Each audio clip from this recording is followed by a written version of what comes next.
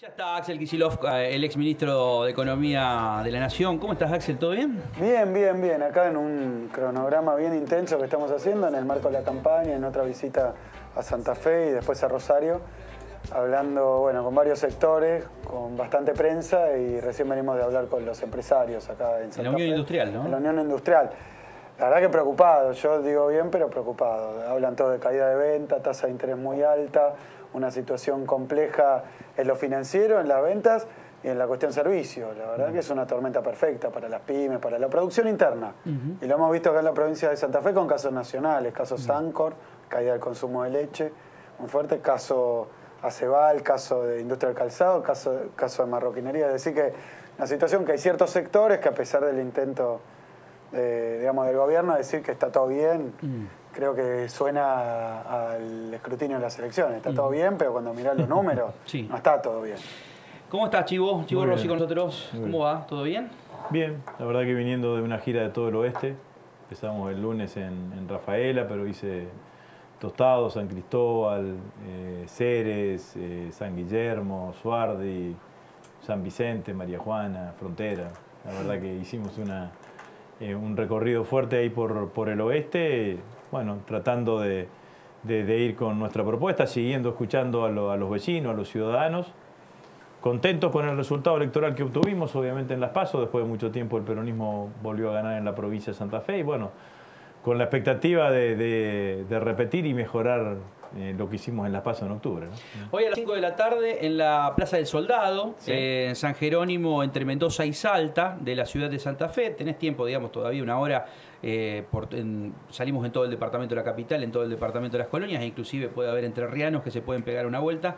Van a estar aquí, bien lo marca justamente ese banner.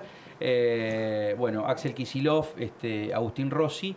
Y vienen acompañados por muchos dirigentes. Yo quiero hacer un paneo, a ver si una de las cámaras puede ya está, lo veo por ahí a Germán Bacarela, está Alviso, ¿está por ahí? Está Alviso, sí. Sí, ahí está, muy bien, candidato en Santo Tomé. Bueno, por ahí estaba con su saquito azul, Busato. Ahí está, a ver. No veo. Está cerca del... Bien, está por tocar teclados. Muchos que son parte justamente de Unidad Ciudadana. ¿Cómo se ha resignificado Unidad Ciudadana? A ver, ustedes ven esta cuestión, yo no sé si es únicamente una estrategia electoral, pero realmente Unidad Ciudadana ya me parece que es un estadio superior hoy en la resignificación de la política del justicialismo de lo que era el Frente para la Victoria, me parece. Mira, yo creo que es un fenómeno muy interesante, parte del acierto del nombre, porque de alguna manera son demandas sociales. Lo de la unidad, que nos piden una unidad de los opositores, porque todo el mundo se ha dado cuenta después de las PASO con más fuerza, tuvimos un balotaje donde Macri gana por un punto.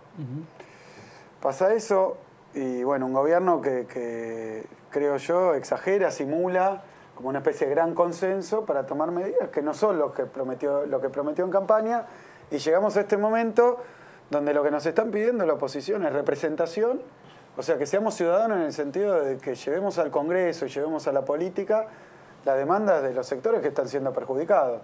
Y en unidad, que es otro de los factores que nosotros vemos y que acá en Santa Fe ha sido muy importante para la victoria en Las PASO, que es tener a todos los sectores que coincidimos con grandes principios. Los principios son muy básicos: el empleo, el salario, la jubilación, las condiciones de vida de la gente, que no puede ser que el gobierno se retire para ayudar a los que más lejos están y más difícil la tienen, pero que esté muy presente con los sectores financieros internacionales, porque ahí sí hay un Estado grande que presta, que toma, que paga. Donde no está es cuando uno va al súper. Donde no está, cuando te llega una factura de 5 lucas no la puedes pagar. Ha habido casos de gente que le llegó más factura que la jubilación. Y vos decís, ¿y dónde está el Estado? Bueno, cuando falta el Estado es cuando te quedás sin empleo y parece que es culpa tuya, a nadie le importa, que era natural, que era porque había ineficiencia, y es todo culpa de la víctima. Yo creo que ahí nosotros lo que... Claro, se invierte justamente la responsabilidad en la víctima. Si yo reclamo, Bueno, pero Claro. ahí entra también la estrategia de la pesada herencia. Ahí Sí, empieza a decir, el algo bueno, pero habrá- fíjate lo que pasó hace 2 años cuando estaba gobernando el kirchnerismo. Digamos, esto es lo que se va escuchando mucho. El tema es cómo lo absorbe la sociedad, porque hoy claramente tenés un núcleo duro de Macri que lo apoya a nivel nacional, creo que es un promedio de un 32-33%, y algo parecido tiene el kirchnerismo, Unidad Ciudadana a nivel nacional, donde tienen dos estados provinciales donde han hecho una excelente elección, con provincia de Buenos Aires y provincia de Santa Fe. ¿Cómo ustedes le hablan a el resto de la ciudadanía, al resto de la sociedad en este sprint final? Bueno, lo que ha dejado el escenario de Buenos Aires y de Santa Fe son escenarios de polarización atenuada, digo yo, ¿no? La verdad que en Santa Fe, entre el Frente Justicialista y Cambiemos, cosechan el 55% de los votos, en Buenos Aires un poco más, 65%. Entonces está claro que hay que tratar de comunicarse con el resto de los sectores de la sociedad. Acá en la provincia de Santa Fe, y en esto yo coincido con lo que decía Axel alrededor de la unidad, Cambiemos es una coalición de partidos. Está el OCR, está el PRO, está la coalición cívica, y hay otros partidos menores. Entonces nosotros tenemos que imaginar que hacia el 2019 nosotros tenemos que construir una gran coalición opositora.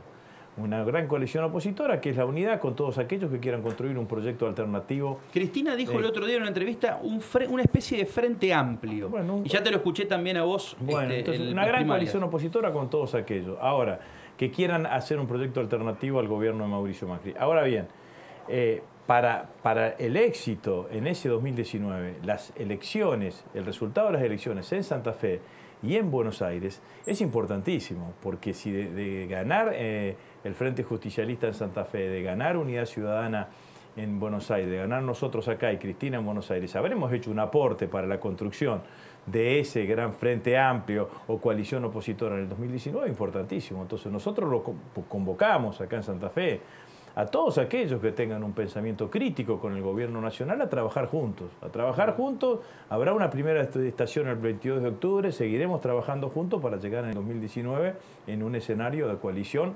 opositora fuerte.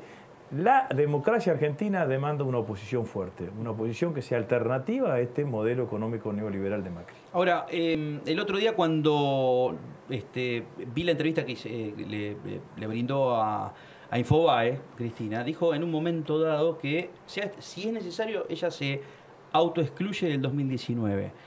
¿Es posible generar que esa sea, digamos, por ejemplo, la nota de compromiso con ese frente amplio?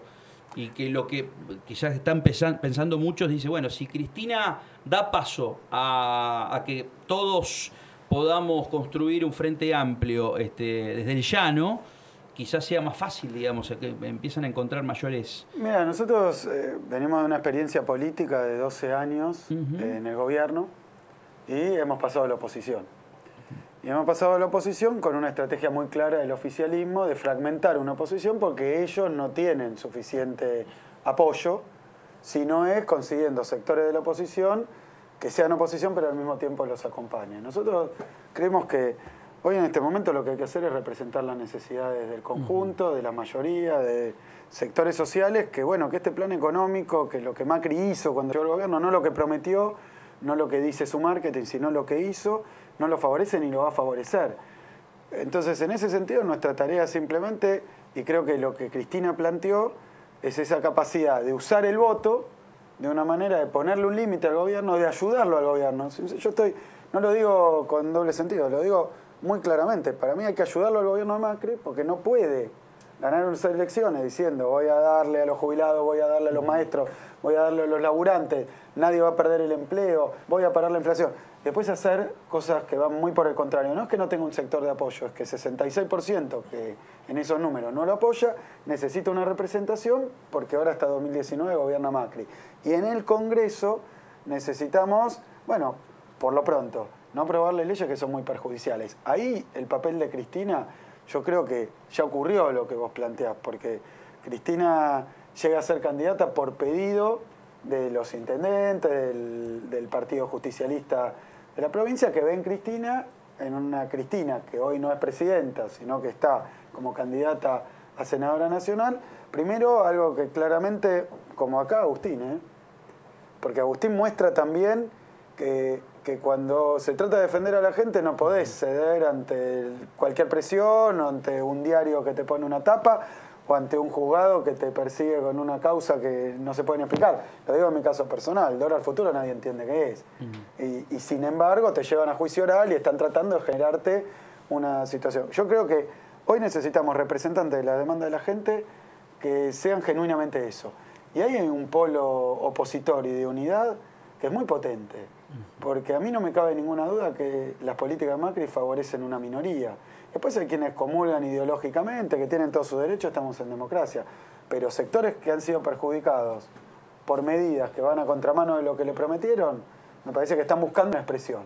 Nosotros lo que tenemos que hacer es ser lo más amplio posible para darle una expresión a eso y relanzar un proceso que le permita precisamente a los sectores mayoritarios volver a tener políticas que los favorezcan. Yo ayer escuché una entrevista con Beatriz Arlo, que le realizaba en un programa de TN, y me pareció interesante. Dice, Cristina puede ir a hablarle a los chicos de 16, 17, 18 años que están fuera de esa cuestión netamente de la grieta.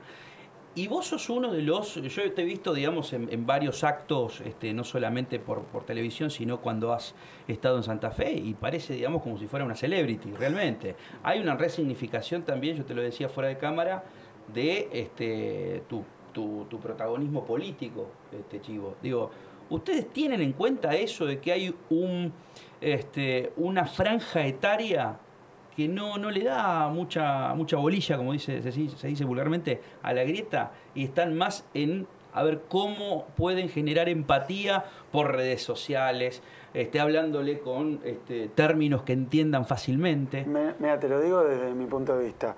No se trata tanto de una estrategia electoral focalizada para un público. Me parece que nosotros tenemos que volver, después de esta experiencia de 12 años, después de que el macrismo llega como una presunta novedad, pero yo como economista te digo, las políticas que aplican son lo más remañido, lo más viejo, lo más vetusto que hay y lo más ya usado y descartado en este país. La verdad que abrir las importaciones no es qué bueno, qué novedoso, qué moderno, qué lindo, cambiemos, sino que lo que hace es dejar entrar un aluvión de productos extranjeros, que es lo que está fundiendo nuestra industria nacional. Poner la bicicleta financiera, esta de las de BAC, tampoco es un invento ni de Macri ni de Sturzenegger, es lo que se ha hecho con el neoliberalismo en la Argentina. Pero lo que hay que hacer es volver a dar un proyecto de país para sectores o que, digamos, están un poco empantanados en esta discusión del pasado, volver a dar una perspectiva de un país de crecimiento, de inclusión, industrial, democrático, sin represiones injustificadas, sin encarcelamiento, sin un poder judicial que trabaje para el poder de turno. Me parece que ahí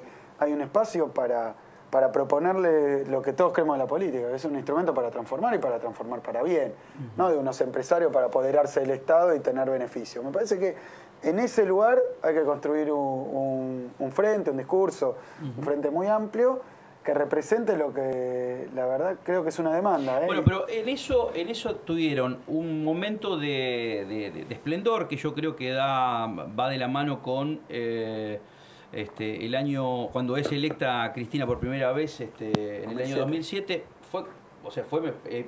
Vos me ayudarás a recordar, pero en aquel momento fueron 2 años antes de lo que fue el conflicto del campo. En 2006, 2007 y parte de 2008, antes que empiece en ese marzo de Semana Santa. Cristina no tuvo los 100 días, digamos, ¿no? Claro. Porque claramente, yo me acuerdo, apenas asumió en el 2007, enseguida le tiraron la valija de Antonini y Wilson, ¿te acordás? Los 4 días, 5 días. Y en marzo, creo que el 8 de marzo, 10 de marzo, empezó el conflicto con el sector. Fue una Semana Santa, yo recuerdo que fue Semana Santa. Semana Santa de 2008, que estaban cortadas todas las rutas, digamos. Fue Semana Santa, empezó y... Cuando los piquetes eran algo bueno para los que hoy tienen protocolo. Así que realmente, bueno, nosotros ahí, empezó la recuperación y la recuperación económica, la nuestra como espacio político, después de lo que fueron las elecciones del 2009, después de la 125 también, ¿no? Porque ahí nosotros empezamos a plantear leyes distintas, la nacionalización de las AFJP, la nacionalización de las líneas argentinas, la ley de movilidad jubilatoria.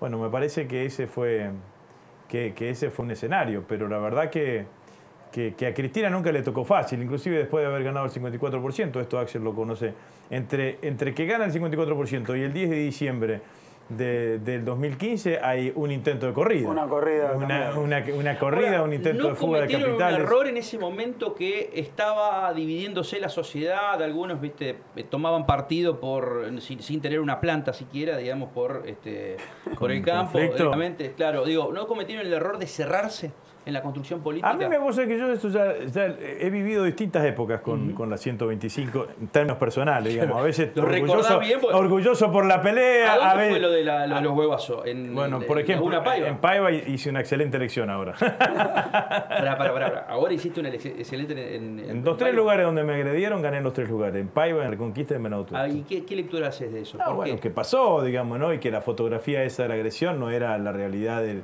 lo que pensaban los vecinos de Paiva, digamos, no.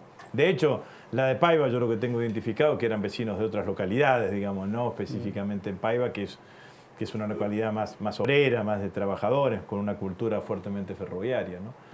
Pero yo a veces me río porque Axel hizo una cosa cuando fue ministro de Economía en el 2015, que fue la devolución de retenciones segmentadas por niveles de producción. Sí. Y yo lo digo, por la 125 fue una elaboración de Lustó. Nadie se la factura a Lustó. Acá a mí me la cansaron, se cansaron de facturarla y yo defendí y mejoré lo de Lustó, porque el despacho que nosotros aprobamos de la 125 en la Cámara de Diputados fue consensuado con muchos actores y además bajábamos las retenciones del 35% al 30% a todos los productores de menos de 300 toneladas. Digo esto solo. 300 toneladas en la zona núcleo son 100 hectáreas. Hay una cantidad de productores con 100 hectáreas. El año pasado, dice hacer el equipo que me asesora en las cuestiones agropecuarias, la cuenta. Si hubiesen ahorrado 800.000 pesos entre el 2008 y el 2015. Una Amarok a cada uno, digamos, ¿no? Si se hubiese aprobado en ese momento. Pero lo que yo sí digo es esto. Si nosotros la 125, porque ese despacho yo reconozco que llegó tarde. Llegó un momento en donde el nivel del conflicto era blanco o negro, entonces llegar con eso era imposible. Pero si esa hubiese sido la propuesta original nuestra, y de enviar un proyecto que diferenciase entre productores chicos y productores grandes, quizás el resultado del debate hubiese sido absolutamente distinto. Ahora, hoy la Federación Agraria está en su congreso, Omar Príncipe pide eso. Políticas públicas que diferencian a los productores chicos de los productores grandes. Sí, que es lo que terminamos haciendo en ese espíritu. Pero ¿no lo toman como una cuestión de autocrítica para lo que viene, la construcción de estos próximos 2 años, de empezar a abrirse? Porque un frente amplio significa empezar a abrirse, porque yo creo que en el 2011 llega a esos 4 años de primer gobierno de Cristina, en el 2011 gana con el 54% de los votos y ahí es cuando más se cerraron. Mira, yo creo que sí, sin duda. Digo, en primer lugar porque nuestro proyecto político incluye a los productores agropecuarios. Los incluye e históricamente ha habido una confluencia entre lo que es el modelo de industrialización y la pequeña producción agropecuaria y sobre todo el absoluto respeto por lo que ocurre en el interior del país, o sea, un modelo mucho más federal, eso es lo que encarnamos nosotros. Después yo creo que también contribuyó un poco a algunos equívocos y la visión de que estábamos muy cerrados, un ataque muy compacto de sectores mediáticos, algunos sectores del Poder Judicial. Es decir, hubo una especie de encajonamiento también defensivo que creo que... únicamente confiamos en los que estamos espalda con espalda en ese momento. No, yo creo que fracasamos en... A ver, yo muchas veces lo digo, hay medidas, por ejemplo esta que menciona Agustín, una medida que acá la Federación Agraria la diseñó junto con nosotros en la línea de lo que había planteado Agustín, superador de la 125, una segmentación para los pequeños productores, una devolución total de las retenciones hicimos. No pagaban retenciones los pequeños productores con esto, pues se le devolvía a su cuenta bancaria con CBU y tuvimos un apoyo de la Federación Agraria, porque era lo que pedía, porque se le dio lugar al diálogo. Ahora, lo que yo creo es que todo ese proceso de unificación, de diseño de políticas, tenía que ver también con una cuestión comunicativa en donde yo hago una autocrítica que en realidad es una forma de plantear lo que estaba ocurriendo. Yo anuncié eso, recuerdo, en cadena nacional, junto con Cristina, y me acuerdo que inmediatamente algunos medios que fomentaban nuestro conflicto con todos los sectores rurales, cuando este era el 85% de los productores rurales, que son pequeños productores, fomentaban ese conflicto, comunico esto y ya ese día en el diario empiezan a taparlo o a criticarlo, sin siquiera analizarlo. Entonces eso te pone en una posición donde nosotros, incluso medidas destinadas a incluir determinados sectores, a abrir y a terminar conflictos falaces, digamos, inefectivos, después por la dinámica comunicacional era difícil de transmitir y comunicar a los propios beneficiarios. Vos te das cuenta que, por ejemplo, ese proyecto, ese plan, lo lanzamos y buena parte no se enteró. Se fueron inscribiendo progresivamente. Sí, tuvimos que trabajar en el eso. territorio, recorriendo, explicándole, mirá, inscribite y vas a recibir la devolución completa de las retenciones. Me van a matar entre la productora y una No, bueno, pero la jefa de prensa. Dos cositas nomás. La construcción del Frente Amplio, de la coalición o de la coalición opositora. O sea, ya lo tienen como objetivo eso primordial. exige de hacer como decía Néstor. Néstor siempre decía, nosotros vamos con nuestra verdad relativa. Hay otras verdades. Tenemos que consensuar, tener un programa mínimo de acuerdo entre todos aquellos sectores. Pero esa es la historia misma del kirchnerismo. Arrancó con la transversalidad y después se peronizó muchísimo más. Bueno, pero eso es, yo creo que hay que buscar, cuando uno está en la oposición necesariamente hay que buscar niveles de acuerdo y niveles de consenso. Y algo más sobre la 125. Por eso yo valoro muchísimo ese intento en el 2014, 2015 de Axel, que tampoco entiendo por qué nuestro candidato a presidente nunca lo reivindicó, porque la verdad que era una política agropecuaria muy fuerte. Lo peor que nos pasó con la 125, del resultado peor con la 125 no fueron los huevazos a mí, es que nosotros como espacio político nos quedamos sin un lugar de interpelar a uno de los sectores más dinámicos de la economía. Entonces nosotros tenemos que volver a recuperar ese lugar para que nos escuchen. Simplemente para que nos escuchen, no para que hagan lo que nosotros decimos, sino para poder escuchar y tener un diálogo que muchas veces construimos una pared con un bloque de hormigón de 1 metro de espesor. Gracias a los dos. 17 horas hoy en la Plaza del Soldado, aquí en el microcentro de la ciudad. Te podés pegar una vuelta a las 5 de la tarde. Va a estar Axel Kicillof con el Chivo Rossi y, por supuesto, muchísimos dirigentes más que son parte del convite electoral del 22 de octubre. Justo un mes falta nada más para las elecciones. Efectivamente. Gracias, Axel. Gracias, Chivo.